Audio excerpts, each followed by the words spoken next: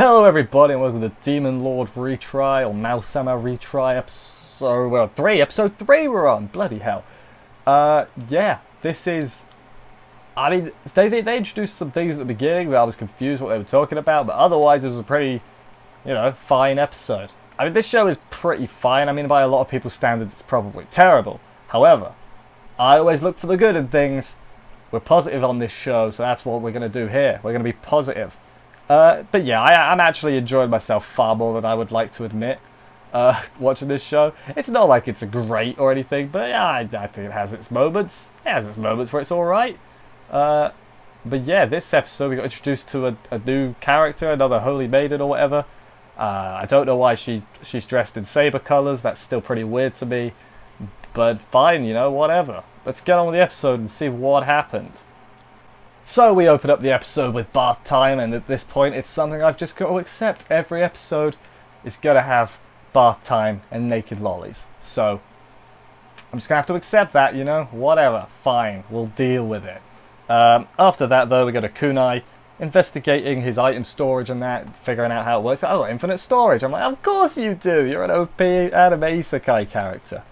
Yeah, but then he asks about the cherub, which I was confused. It was like there was a cherub, and then there's two more ones called Orphan, and there's a third one whose name I didn't write down. But Orphan might be the statue from the beginning. The one that crumbled, so that might be dead too. This part kind of confused me with are they like protectors? Did I miss an explanation about this? It's possible, or did they just drop it on us? Also possible. Anyway, the Saber lookalike is on her way. The sister, whatever her name is. I don't think we actually got her name, unless her name is the thing later. I mean, I don't know why I'm being secretive. I'm assuming you've watched the episode, but we'll get there when we get there. But yeah, then he haggles to get some money out of a shopkeeper. So, good job, Kunai. You ripped off a shopkeeper by words, basically. As he comes out, though, he hears someone shouting for Luna. Luna's name. He's like, hey, Luna, you bitch, get out of here. She says something like that. I think she calls her a little S word. Can't swear on YouTube, it hates it, so there's that. But yeah, someone's shouting for Luna. Oh no, trouble is afoot. Then we have a little bit with some evil Satanists that are very evil. Can you tell? They're evil from this little bit in the alley with the evil Satanists. I'm not saying Satanists in real life are evil, but this was like, I mean, I don't know. I don't want to open that can of worms. I keep away from that stuff. We don't get political or religious on this channel. We just like anime. So yeah, in this world, evil Satanists, whatever, they're very evil, and they're evil, and they've got like black hoods. That makes them extra evil. Yeah, but then the Saber lookalike is called Killer Queen. That's the only name we were given, so I'm calling her Killer Queen with capitals. So it's like a hyphen name, I guess. Sure. She's after Luna, and she's mean to her. Luna says that the Demon Lord really likes her butt because he keeps spanking it. Sure, that makes sense to me, I guess. What else happened? Then both of the maidens get attacked by the Satanists, but the Satanists get wrecked. Treasure chest opens, it has like the darkness inside. I think they just call it the darkness.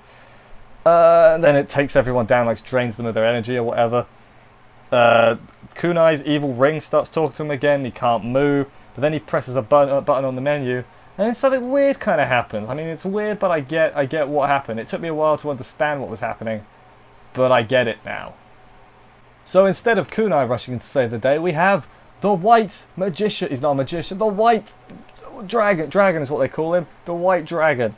Yeah, so he drives off the darkness and beats the Satanists up, and Killer Queen is blushing over him because she thinks he's cool or something. She finishes off the Satanists. She mega blushes again. He's called Zero, which is the most edgy, cool name you could possibly have. Zero. All cool characters called Zero. That's just a thing. One of the Satanists got the darkness away though in a treasure chest, so they've escaped with that. Then Kunai is back hugging a wall. Kunai is Zero, we find out now, in case you didn't think so before. It's like an alternate account or whatever he made, and he can switch between them at will, I assume. And then we cut to, there's like a witch and her friend finding a wanted poster of Kunai, so they're probably going to fight them at some point, probably next episode. Yeah, and then I guess that him and Aku are just traveling with Luna now for some reason.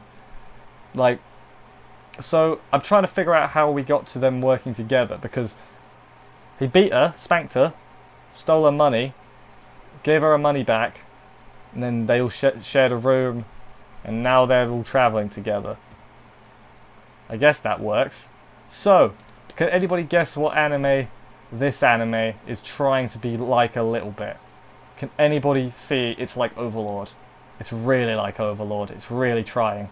Because you got the Demon Lord thing, that's obvious. But now he can like switch characters as well, just kind of like in Overlord he has the two things as well. It's pretty similar. I mean, it is the show that I think this gets compared to a lot, and I don't think it stacks up to Overlord that well, and I'm not even that big of a fan of it. But yeah, I honestly, I quite like this show. I mean, I said before, this is a positive place. I try not to be too negative towards things. I try and look for the good in everything. But I'm honestly kind of enjoying this. The bath times every episode isn't necessary, and it's not even a thing against fan service. Just you don't have to do it every week. You can take a week off from having a bath. I mean, you get what I'm saying though. You get what I'm saying. Don't smell, but you get what I'm saying. But yeah, I enjoyed this episode enough. I don't know what I think about Killer Queen as a character. She seems kind of unlikable, and then I mean she's not. I mean that's the point. She's supposed to be kind of unlikable because Luna is you know. I mean none of the characters have particularly stood out to me so far. Even if they're not terrible, they're not great. They're not like super deep. But I mean it's still early days. It's episode 3. Things could get really good. It could turn into the best show ever by the end. You never know. It probably won't though, but I'd say that about anything. Any show could not turn into the best thing ever, because otherwise the Full Metal Alchemist fans will kick up a fuss. Anyway, yeah, I've got a little bit of a tangent here at the end, which is very strange, but that's fine. Let me know what you thought about the episode and everything. Yeah, and I'll see you next week in the same place, right here. Subscribe for more. Bye, guys.